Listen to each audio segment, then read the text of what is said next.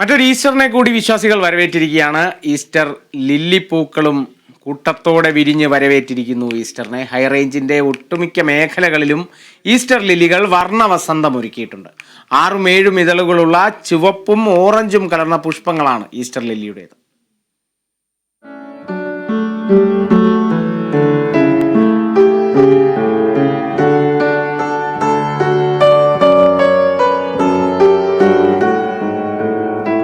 ഏപ്രിലെ വേനൽ മഴ പെയ്തിറങ്ങിയതോടെ ഹൈറേഞ്ചിൽ ലില്ലിപ്പൂക്കൾ കൂട്ടത്തോടെ വിടർന്ന് കാഴ്ചയുടെ വർണ്ണവസന്തമൊരുക്കുകയാണ്.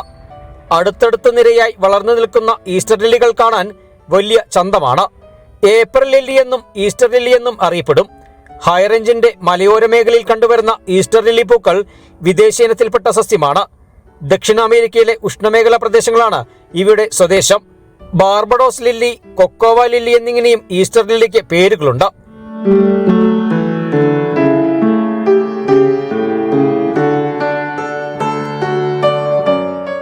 ഉള്ളിയുടേതുപോലുള്ള കാണ്ഡമാണ് ഈസ്റ്റർ ലില്ലിക്കുള്ളത്.